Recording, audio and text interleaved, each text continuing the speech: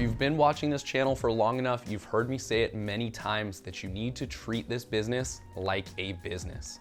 This could just be a side hustle for you to make some extra dollars, but you still need to treat it like a business. And today I want to share with you one thing that you should be doing on a regular basis to make sure that your profits are on track and that you are using your assets the way that you ought to be. So let's dive in.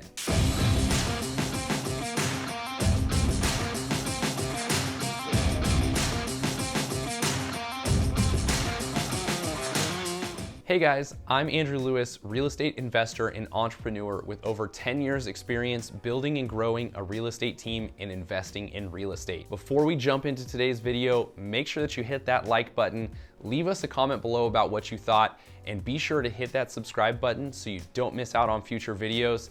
I'm here to help you break out of the 9-to-5, gain financial freedom, and grow wealth through real estate. Let's dive in. If you are going to treat this business like a business, you need to be consistently evaluating your portfolio to make sure that you're using your money wisely. Don't just sit back and let your asset appreciate and gain equity and not use it. It's doing you no good if it's just sitting there. It's just a fake number that's not doing anything for you. If you've got equity in those properties, you need to evaluate consistently how you can use that, how you can redeploy that equity to gain more assets, accelerate your growth as a real estate investor, and gain that financial freedom that you are truly looking for. So today, I want to talk about how to evaluate your real estate portfolio to make sure that you are maximizing your profits and using that equity wisely. The first thing you need to do here is set aside a regular time to make this happen. It doesn't have to be every day, every week, but maybe every month, maybe once a quarter, at least twice a year. You need to be evaluating your portfolio. Set that time aside, put time in your calendar to make it happen. You're treating this like a business, therefore spending an hour every few months to take a look at your portfolio, make sure it's performing well, is going to be absolutely vital to you, and it's gonna make you a lot more money. So set that time aside and put it on the calendar. Next, once you have set that time aside and that date comes up on your calendar, sit down in an undistracted place and take a look at your numbers. The first thing that you should always look at is, do you have any leases that are coming up that are expiring? Do you need to renew any leases? It's a time for you to evaluate your inventory and see if any adjustments need to be made, and make sure that you're not missing any deadlines or missing an expiration of a lease where it turns into a month-to-month thing.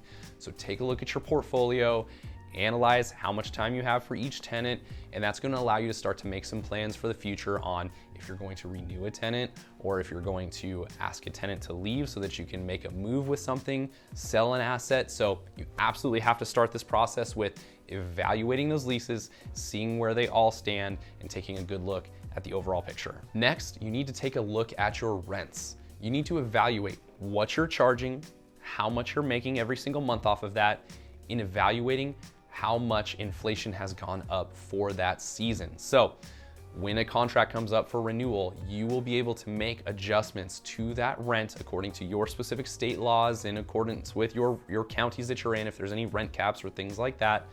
But you should be evaluating, hey, did inflation go up 3% this year? I need to, on average, raise my rent 3% every year just to keep up with that. Hey, did it go wild this year and market rents are way above that now? Now you need to make those adjustments. So this is a time for you to sit down.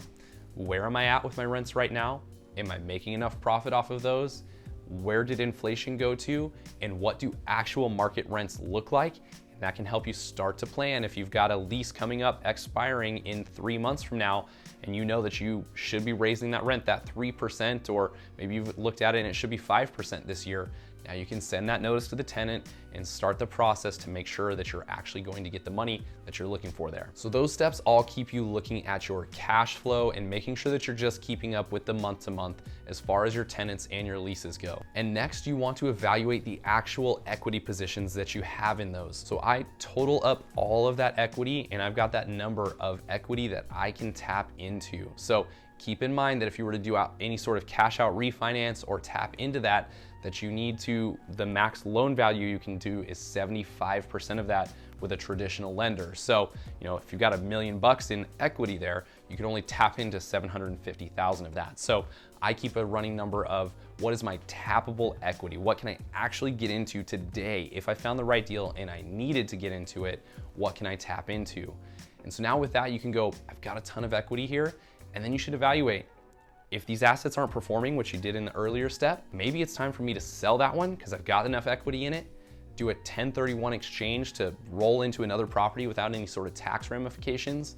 Do I liquidate all of those assets that I've got there and roll into something much bigger, maybe a big commercial building that's gonna make me a ton more in cash flow and has a ton more growth potential?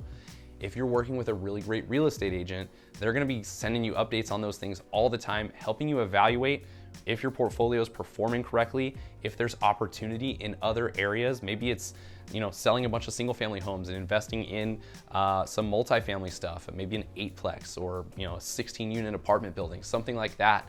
So you can use this time to evaluate, would it make sense for me somewhere along the line here to liquidate these assets, or maybe one or two of them that aren't performing well, and roll that into something else that's going to cash flow better. So that's looking into that equity, how things are performing, having that overall picture, and evaluating if it would be better spent somewhere else.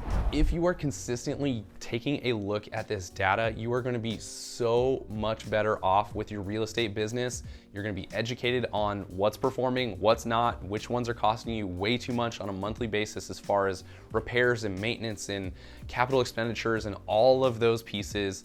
And you're going to know, it's going to become very clear to you which ones you need to get off your books.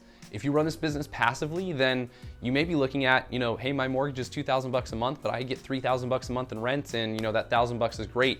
But if you're not factoring in all of the other pieces, some of the expenses, the maintenance, those pieces, how many calls you're getting from that tenant, it's not going to become as clear to you that you should move on from a certain property. So constantly touching that portfolio, having this system in place is going to help you evaluate that and move on from things much quicker, or realize, hey, I've got a great target area. This is where I'm going to buy. I actually have a specific neighborhood that I've told my entire team, if something comes up for sale in here, I'm buying it every single time because it performs well, it rents well, low maintenance, it's a great buy every single time. And so hopefully, as you evaluate your data, you can identify areas like that so that you've got a very, very narrow buy box that can help you stick on target. I hope you enjoyed today's video. If you did, be sure to hit that like button, leave us a comment below about any questions you might have. And as always, make sure that you hit that subscribe button so you don't miss out on future videos.